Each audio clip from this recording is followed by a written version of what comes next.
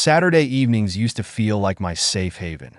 I'd sit in my favorite chair, a mug of hot tea in hand, and let the calm wrap around me. It was a time to unwind, to reflect, and sometimes to plan for the week ahead. But that evening, something felt different. The air in the house was heavy, almost oppressive, and I couldn't shake the unease that had settled in my chest. Naomi, my wife, was out. She had said she was meeting some colleagues for a work dinner, which wasn't unusual. She had an important job, and networking came with the territory. But there was something about the way she said it, a little too casual, a little too rehearsed, that had stuck with me. That I tried to push the thoughts away, focusing instead on the book in my lap. But my concentration was shattered when my phone buzzed on the table. It was Lucas, my best friend. "Hey, Lucas," I said, answering the call. "What's up?" There was a pause on the other end, long enough to make my stomach tighten. "Hey, man," Lucas said finally, his voice uncharacteristically hesitant. "I don't know how to say this, but I saw Naomi tonight." My grip on the phone tightened. "What do you mean?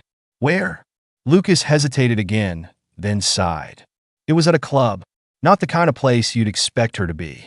And she wasn't alone." I felt the words hit me like a punch to the gut. My grip on the phone tightened, and for a moment I couldn't speak. Lucas's voice came again, softer this time. "I wouldn't have called if I wasn't sure, man. I know what this means." I swallowed hard, trying to steady my voice. "Who was she with?" Lucas hesitated again, and I could almost hear him grappling with whether to say it. Finally he exhaled. "Some guy. Tall, dark hair." I saw them laughing, real close. "Look, I thought you should know." My mind raced, trying to process what he was saying. Naomi had been distant lately, but I'd brushed it off as work stress. I'd ignored the late nights, the vague excuses. But now, the pieces were falling into place, and the picture they painted was something I couldn't ignore. "Where are you?" I asked, my voice sharper than I intended. Lucas gave me the address, then added, "Adrian, are you sure you want to do this? Maybe I need to see for myself." I cut him off. "Thanks for telling me." I hung up before he could respond, grabbed my keys, and headed out the door. The drive felt endless, even though the club was only 20 minutes away. My mind was a whirlwind of emotions. Anger, disbelief, a sliver of hope that Lucas had somehow been mistaken. But deep down, I knew he wasn't the kind of person to jump to conclusions. When I pulled up outside the club, the neon lights and thumping music only heightened my anxiety. People milled about outside, laughing and chatting, their carefree energy a stark contrast to the storm brewing inside me. That I spotted Lucas near the entrance, his hands shoved into his pockets. He gave me a small nod when he saw me, but his expression was grim. "She's still inside," he said quietly. Without a word, I pushed past him and entered the club.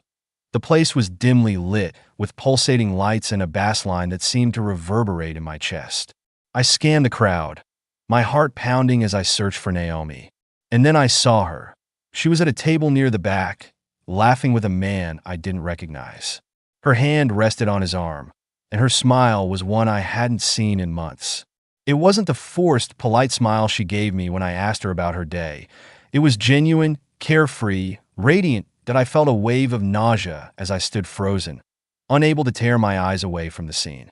This was my wife, the woman I'd built a life with, acting as though I didn't exist. The betrayal hit me all at once, a mix of anger, pain, and disbelief that left me reeling. "Adrian," Lucas's voice came from beside me, but I barely heard him. My feet moved on their own, closing the distance between me and the table. "Naomi," I said, my voice cutting through the noise. She turned, her eyes widening when she saw me. For a moment, I thought I saw guilt flash across her face, but it was quickly replaced by something colder. "Adrian," she said, her tone measured. "What are you doing here?" I glanced at the man beside her, who shifted uncomfortably in his seat. "That's what I'd like to know," I replied, keeping my voice steady despite the storm inside me. "Who's this?" Naomi sighed, as though I were the one inconveniencing her. "Adrian, this isn't what it looks like." "Then explain it to me," I said, my voice sharper now. "Because it looks like my wife is out with another man while I'm at home thinking she's working." The man stood, raising his hands defensively. "Look, man, maybe we should This has nothing to do with you, I snapped, cutting him off. Naomi, I'm talking to you. She stood as well, crossing her arms. Adrian, you're overreacting. It's just a drink. Why are you making this a bigger deal than it needs to be? I let out a bitter laugh, shaking my head. A bigger deal? You've been lying to me for months, haven't you? Her silence was all the confirmation I needed that Naomi's silence said more than words ever could. I felt the ground beneath me shift, the world tilting as the truth settled in. I stared at her, hoping for something, an apology, an explanation, a shred of remorse. Instead, she rolled her eyes and crossed her arms tighter, as if I were the unreasonable one. You're making a scene, she said, her voice low but laced with annoyance. A scene? I echoed, my voice rising despite myself. You're accusing me of making a scene? You've been sneaking around, lying to my face, and I'm the problem? Adrian, lower your voice, she hissed, glancing around as though the opinions of the strangers in the club mattered more than the wreckage she'd made of our marriage. The man beside her shifted again, clearly uncomfortable. Look, maybe I should just leave, I said, cutting him off without breaking eye contact with Naomi. This is between me and my wife. He hesitated, glancing at her for confirmation. She gave a small nod, and without a word, he slipped away into the crowd. I watched him go, my anger simmering just below the surface. When I turned back to Naomi, she was staring at me, her expression unreadable. How long? I asked, my voice quieter now, but no less sharp. How long has this been going on? Her lips pressed into a thin line. For a moment, I thought she might lie, spin some story to justify her actions. But then she shrugged, the indifference in the gesture cutting deeper than any words. Does it matter? She said finally. Yes, Naomi, it matters. I shot back, the dam of my emotions breaking. It matters because I've spent months wondering what I was doing wrong, trying to fix things, trying to be enough for you. And all this time you've been what? Out here, with him? She sighed, brushing a strand of hair from her face. You weren't doing anything wrong, Adrian, but I needed more. You don't get it. Then explain it to me, I said, my voice trembling with anger and hurt. Help me understand how you thought this was okay. She hesitated again, then finally met my gaze. I felt trapped, she said simply. Our life, it was suffocating me. I needed to feel alive again. Her words were like a slap. Alive? I repeated, my voice dripping with disbelief. So, instead of talking to me, you decided to blow up our marriage? To sneak around like a coward? Naomi flinched at the word, but didn't deny it. I didn't mean for it to get this far, she said, her voice quieter now. I didn't want to hurt you. Well, congratulations, I said bitterly. Mission accomplished. I turned and walked away, the weight of her betrayal pressing down on me like a stone. Lucas was waiting near the entrance, his expression a mix of concern and regret. You good? He asked softly that I shook my head. Not even close. The drive home was a blur. By the time I pulled into the driveway, the adrenaline that had fueled me began to fade, replaced by an aching emptiness.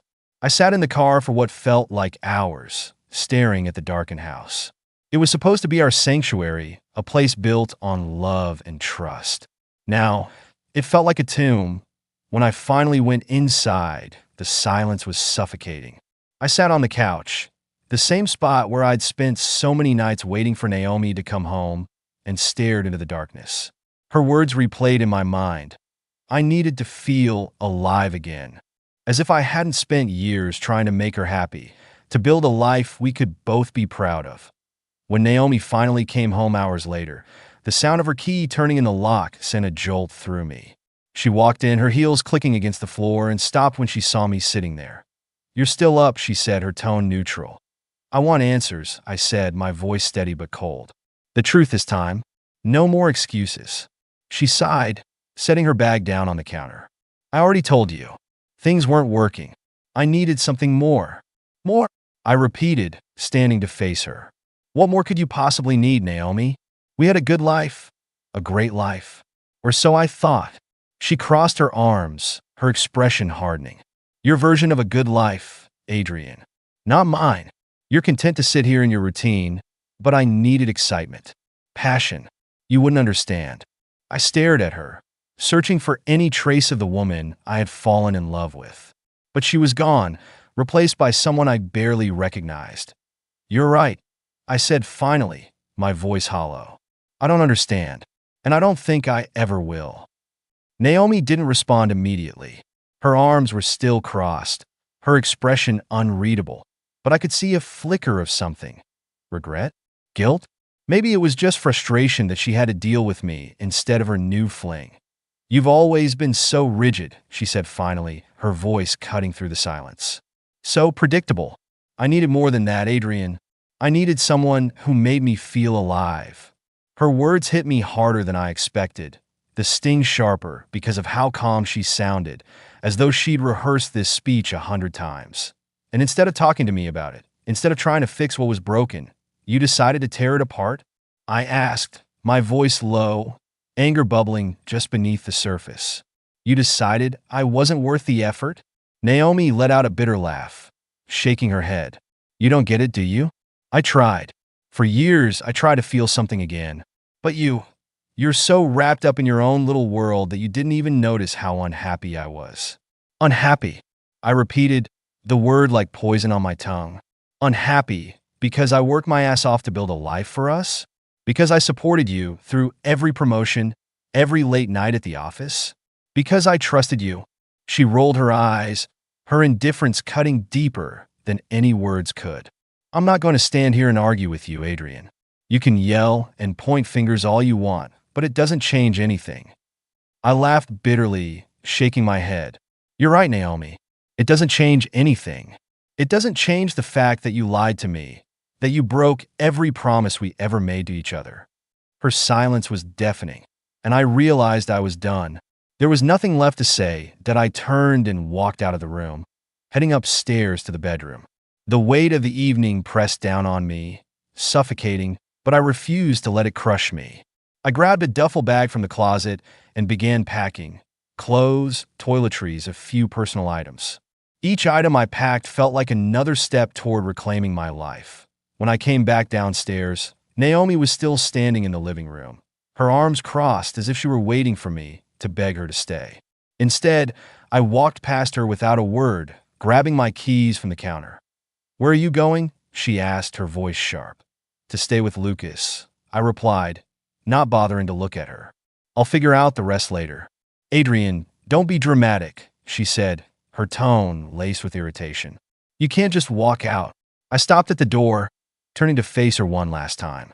You walked out a long time ago, Naomi. Tonight was just the first time I saw it. The drive to Lucas's place was quiet, the city lights blurring past as I tried to process everything. When I arrived, he was waiting on the porch, his expression a mix of concern and relief. You all right? He asked as I stepped out of the car.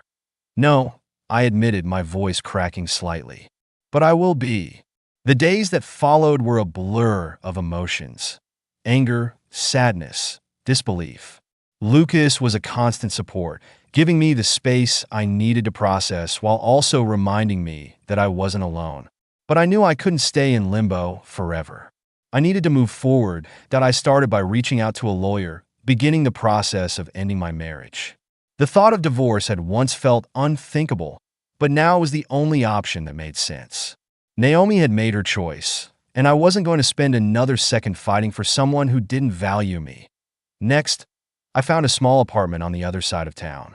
It wasn't much, a one-bedroom unit with outdated appliances and scuffed floors, but it was mine. It was a blank slate, a place to rebuild that in the months that followed, I threw myself into creating a new routine. I went back to the gym, rediscovering the satisfaction of pushing my body to its limits. I picked up old hobbies I'd abandoned, like photography and woodworking, finding solace in the simple act of creating something with my hands. One evening, while out for a run, I stumbled upon a community event at a local park. People milled about, chatting and laughing, their energy infectious. I almost kept walking, but something made me stop. I struck up a conversation with a man named Eric, who was organizing a charity run for the following month. By the end of the night, I'd signed up to volunteer. Through that event, I met new people, including Mia, a bright-eyed artist with a quick wit and an infectious laugh. We clicked immediately, our conversations flowing easily. She was everything Naomi wasn't: kind, supportive, genuine. Over time, our friendship deepened into something more, and for the first time in years, I found myself smiling without effort. Naomi tried to reach out a few times after the divorce was finalized. At first, it was through texts and calls, filled with half-hearted apologies and vague excuses. I didn't respond. Then one evening, I received an email. It was long and rambling, filled with regret and admissions of how she'd let her insecurities destroy our marriage. That I read it once, then deleted it. Some bridges are better left burned. The first week after I moved out was a haze of mixed emotions. I'd wake up in the unfamiliar surroundings of Lucas's guest room, staring at the ceiling and wondering how my life had unraveled so quickly. The mornings were the hardest. There was no coffee brewing in the kitchen, no sound of Naomi bustling about as she got ready for her day. The silence was both a comfort and a constant reminder of the void she had left. Lucas tried his best to keep me occupied. He'd drag me out for early morning runs or invite me to the local bar to catch a game. "You need distractions," he'd say, pushing a beer into my hand. Sitting around stewing over her isn't going to help. But it wasn't just about Naomi anymore. It was about the life we had built together, the routines, the shared memories, the plans for a future that no longer existed. I realized that I wasn't just mourning the loss of her. I was mourning the loss of the person I had been with her. It didn't take long for Naomi to start reaching out. At first, it was sporadic, a text here, a voicemail there. Each one carried a mix of emotions, from defensive anger to pleading desperation. "Adrian, you're being childish. We need to talk. I'm sorry. Okay. I didn't mean to hurt you. Let's just fix this. Please, Adrian, don't shut me out." I listened to the voicemails once, deleted them, and blocked her number. I had nothing left to say, and I wasn't interested in hearing her excuses. But she wasn't done. She sent emails, long rambling messages filled with half apologies and attempts to explain her actions. She blamed stress, boredom, even me. "I needed to feel alive again," she wrote, as if that somehow justified her betrayal. Each message felt like another slap in the face. I didn't respond to any of them. After weeks of wallowing, I decided it was time to reclaim my life. I started small, setting a routine that included morning runs and time at the gym. The physical exertion was cathartic, a way to channel my anger and frustration into something productive. I also revisited old hobbies I'd abandoned over the years. My woodworking tools, long neglected, found new purpose as I built a coffee table for my new apartment. The rhythmic sound of sanding and the smell of fresh wood filled the empty hours with a sense of accomplishment. One day, while flipping through a community newsletter, I noticed an ad for a local photography class. I'd always had an interest in photography, but Naomi had dismissed it as a waste of time. "You'll never stick with it," she'd said, laughing. Her voice echoed in my mind as I signed up for the class, determined to prove her wrong. The photography class was a revelation. Our instructor, Elena, was an eccentric but talented artist who encouraged us to see the world through a different lens, literally and figuratively. Each week, she'd send us out with assignments, challenging us to capture the ordinary in extraordinary ways. Through photography, I found a new perspective on life. I started carrying my camera everywhere, documenting moments that would have gone unnoticed before: a child chasing bubbles in the park, the way sunlight filtered through the leaves of a tree, the quiet intimacy of an elderly couple holding hands. One weekend, I joined a local photography meetup group for a hike in the nearby mountains. It was there that I met Claire, a freelance writer with an infectious laugh and a love for adventure. She was as passionate about words as I was about images, and we struck up an easy friendship. Months passed, and I began to feel like myself again. My life was simpler, quieter, but also more fulfilling. Then, one afternoon, as I sat at a cafe editing photos on my laptop, I saw her. Naomi. She was sitting at a corner table, her hair tied back in a messy bun, her face drawn and tired. She looked up, and our eyes met. For a moment, neither of us moved. Then she stood and walked over to my table. Adrian, she said, her voice hesitant, that I closed my laptop, leaning back in my chair. Naomi, can we talk? She asked, her hands fidgeting with the strap of her bag. Just for a minute. I wanted to say no, to walk away and leave her there. But curiosity got the better of me. Fine, I said, gesturing to the chair across from me. She sat down, her shoulders slumped, her confidence nowhere to be found. I wanted to say I'm sorry, she began, her voice cracking. For everything. I stared at her, waiting for her to continue. She took a deep breath, her eyes glistening with unshed tears. I was selfish, Adrian. I thought I needed something more, but I didn't realize how much I was throwing away. Nathan, he left, took what he wanted, and disappeared. I felt a flicker of satisfaction at the mention of her lover's betrayal, but I kept my expression neutral. Why are you telling me this now? I asked. Because I hate the way things ended, she said, her voice barely above a whisper. I hate that I hurt you. I leaned forward, meeting her gaze. You didn't just hurt me, Naomi. You destroyed what we had. You can't fix that with an apology. She nodded, tears spilling over. I know. I needed you to know that I regret it. Every day. For a moment, I felt a pang of sympathy, but it was fleeting. I stood, gathering my things. I hope you figure things out, Naomi. But this is where our story ends. Naomi didn't stop me as I walked away. Her presence, once a source of pain, now felt like a shadow I could finally step out from. As I left the cafe, a strange sense of peace washed over me. It wasn't triumph or anger, just the quiet relief of knowing I didn't owe her anything anymore. I had given her my best, and she had thrown it away. Now, the only direction left was forward. The weeks following that encounter were a turning point. I threw myself into the life I was building, investing in myself and the relationships that mattered. My photography hobby turned into something more, a passion that brought me joy and a sense of purpose. I even started selling prints at local art fairs, connecting with people who saw the beauty in my work. Claire, the writer I'd met during the photography hike, became a regular fixture in my life. Our friendship deepened with every shared conversation and adventure. She had a way of seeing the world that complemented my own, and being around her made me feel lighter, freer. She encouraged me to submit my photos to a local gallery, and to my surprise, they were accepted for an upcoming exhibit. This is just the beginning, Claire said one evening as we worked side by side at her kitchen table, her laptop open and my camera resting between us. You have so much talent, Adrian. Don't let anyone make you doubt that. Her words stuck with me, not just because of their sincerity, but because they made me realize how different this was from what I'd experienced with Naomi. Claire celebrated my victories, no matter how small. She didn't belittle me or make me feel inadequate. For the first time in years, I felt seen. The gallery opening was a success. Friends, family, and strangers alike came to see my work, their appreciation fueling a confidence I hadn't felt in years. Claire was there, of course, her encouragement steady and unwavering. At one point, as we stood in front of one of my photos, a shot of the sun setting over a quiet lake, she turned to me and said, "You've really created something beautiful here." I smiled, a genuine warmth spreading through me. I couldn't have done it without you. Over time, our friendship naturally evolved into something more. It wasn't rushed or forced. It was organic, built on trust and mutual respect. With Claire, there were no games, no manipulations, just honesty.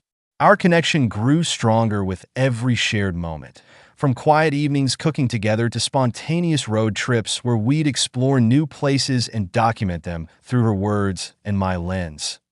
Months later, while out on a morning run, I saw Naomi again. She was sitting alone on a park bench, her shoulders hunched and her head bowed. She looked tired, older somehow, as though the weight of her choices had taken a toll on her. She glanced up as I passed, her eyes widening when she recognized me. "Adrian," she called out, her voice hesitant that I slowed but didn't stop. "Naomi, can we talk?" she asked, standing as if she was ready to chase me down if I kept going. That I paused, debating whether it was worth it. After a moment, I turned to face her. "What do you want, Naomi?" She hesitated, wringing her hands. I want to apologize again. For everything. I know I don't deserve your forgiveness, but I needed to say it. I nodded, my expression neutral. You've said it before. Her eyes filled with tears, and she looked down, her voice breaking. I don't expect anything from you. I just needed you to know that I'm trying to be better. I stared at her, searching for the sincerity in her words. Maybe she was telling the truth. Maybe she really had changed. But it didn't matter. My life had moved on, and so had I. I hope you find what you're looking for, I said finally. Take care, Naomi. Without waiting for her response, I turned and continued my run, the weight of her presence fading with every step. Life with Claire felt effortless. We supported each other, grew together, and celebrated each other's successes. She encouraged me to continue pursuing photography, and I, in turn, became her biggest cheerleader as she worked on her first novel. Our lives intertwined in a way that felt natural and right. One evening, as we sat on the porch of her cabin in the woods, watching the stars, Claire turned to me with a soft smile. Do you ever think about the life you left behind? She asked, and I thought about it for a moment, the memories of Naomi and the pain she'd caused feeling distant, like a story I'd once read but no longer lived. Not really, I said honestly. It feels like it happened to someone else. She nodded, leaning her head against my shoulder. I'm glad you found your way here. So am I replied, meaning every word that as time went on, I realized that my life wasn't defined by the mistakes or betrayals of the past. It was defined by what I chose to do with the lessons I'd learned. Naomi's betrayal had broken me, but it had also set me free. It had pushed me to rediscover who I was and what I wanted. With Claire by my side, the future felt limitless. Together, we planned trips, dreamed of new projects, and built a life that was ours alone. For the first time in years, I wasn't just surviving, I was thriving.